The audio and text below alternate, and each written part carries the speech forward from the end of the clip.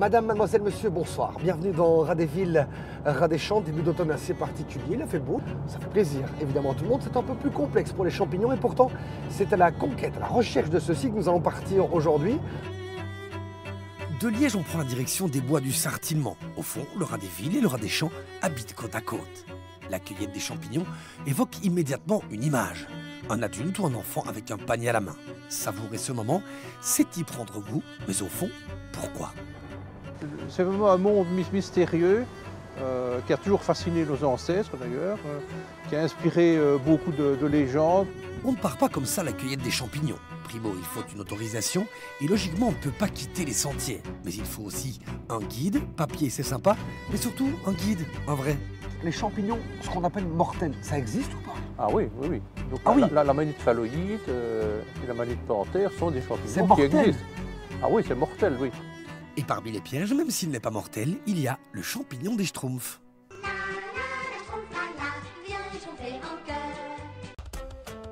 Mais au fond des champignons, il y en a combien?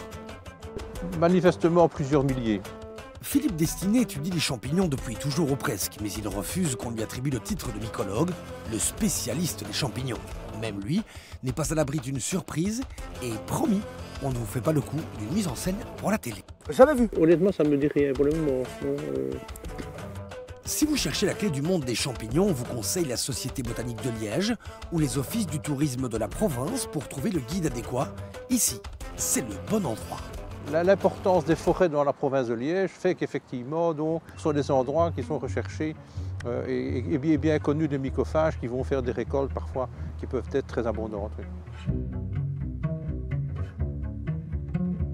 Des bois du Sartillement au barrage de Penne, il n'y a qu'un pas. Dans ce bois, en général, on retrouve Manu, il est mycophage. On va vous expliquer ce que c'est et on va partir cueillir avec lui des champignons.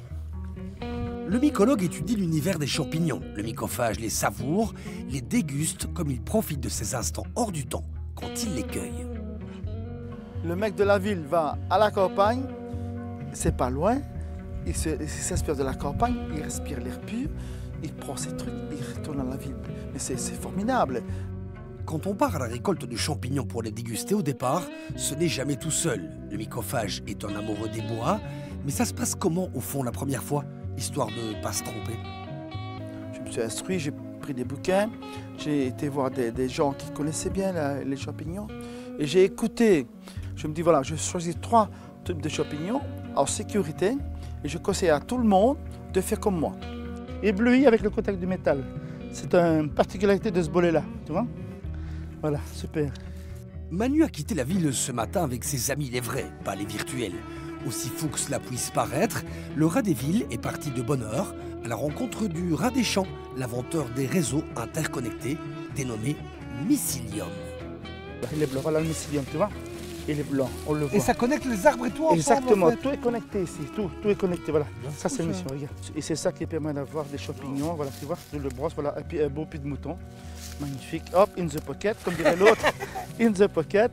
Des contes et légendes du début, en passant par les histoires de potions maléfiques de sorcières, on finit par trouver un véritable trésor dans les bois, qui pourtant, au premier regard, n'inspire pas confiance avec sa petite tête de chou-fleur. Son nom, Sparasis crispa.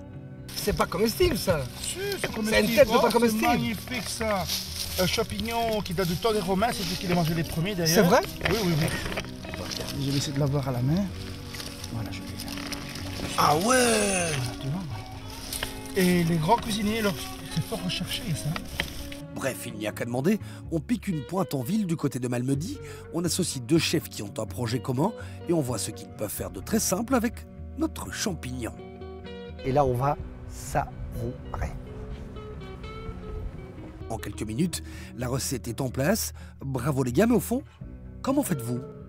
On goûte à cru et puis on imagine en fonction des cuissons ce qu'on pourrait rajouter pour améliorer le goût et lui donner une explosion de saveur en bouche. Et on se met beaucoup à la place de la personne qui va le manger en fait. On fait ça comme si c'était pour nous.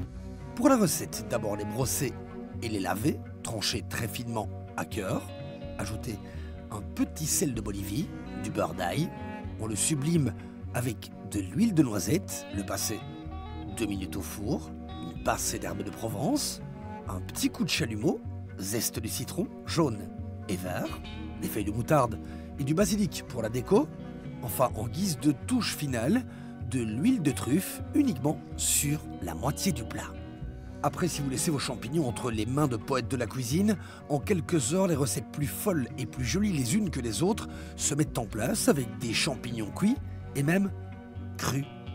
Cru, un petit peu de fleur de sel, un peu de poivre, en salade avec des chicons, quoi que ce soit, c'est très très agréable.